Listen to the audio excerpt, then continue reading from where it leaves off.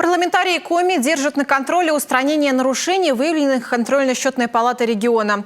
Ответственные ведомства отчитались по исправлению нарушений по проверкам работы регионального оператора «Севера», строительства школы в Помоздино, лесных отношений и использования бюджетных средств на ремонт жилья ветеранов. Информация о нарушениях направлена и в правоохранительные органы. Подробности у Ольги Коняевой. Проверка работы регионального оператора «Север» выявила нарушения в расчетах единого тарифа на услуги в организации вывоза и складирования ТКО. Есть и финансовые недочеты, в том числе по субсидии на льготные тарифы. Сумма оказалась превышена на 3 миллиона. Срок устранения нарушений пока не истек, но этот вопрос на особом контроле. Нашли финансовые недочеты в их работе. У них достаточно большие долги перед перевозчиками ТКО.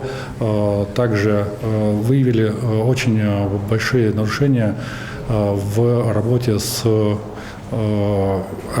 выплатами за ТКО в связи с тем, что подсчет объема ТКО ведется по разным системам.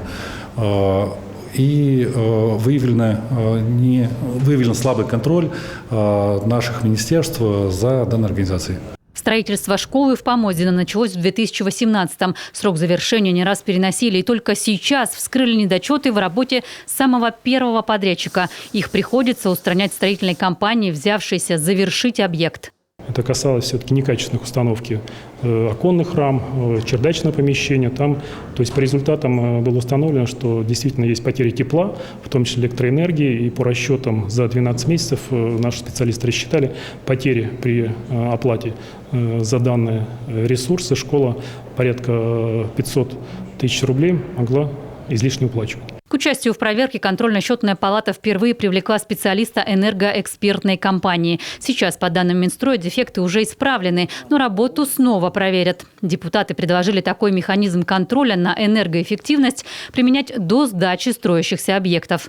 Во-первых, это стандартно, во-первых, и со стороны строителей, чтобы контрольно-счетная палата этой инновации проявляла, в целом, чтобы это было действительно одно из правил приемки работы. Возник вопрос и по уже введенным социальным учреждениям: садики и школы, в которых также где-то поддувает, где-то промерзает. А ведь это дополнительные расходы из бюджета на тепло и электроэнергию. Не всегда у нас хватает средств тех же самых директоров и так далее проводить должным образом как раз именно эксплуатацию объекта. И в данном случае это уже профильные министерства должны закладывать, наверное, все-таки средства на проведение таких обследований по истечении, я не знаю, 3-5 лет эксплуатации. И даже выявлять как раз те потери, которые будут производиться в рамках эксплуатации. Не менее актуальный вопрос – ремонт жилья ветеранов Великой Отечественной. Сейчас эта работа лежит на плечах Республиканской общественной организации ветеранов. Контрольно-счетная палата Коми предлагает передать эти полномочия муниципалитетам. Профессионалов для расчета сметы, приемки работ в советах ветеранов нет. А это риск неэффективного расходования средств. Конечно же, этот механизм мы можем применить только начиная с 2023 года, потому что на сегодня вся сумма субсидии, предусмотренная на ремонт жилых помещений, 112 миллионов, уже разыграна, заключено соответствующее соглашение. На обязательство принята вся сумма, 112 миллионов. Кроме того, большая половина уже перечислена организацией.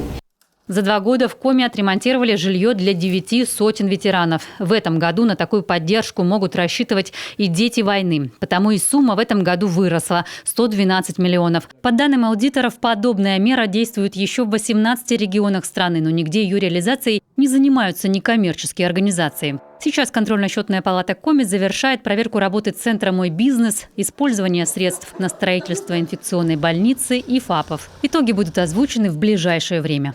Ольга Коняева, Алексей Паршуков, телеканал Юрган.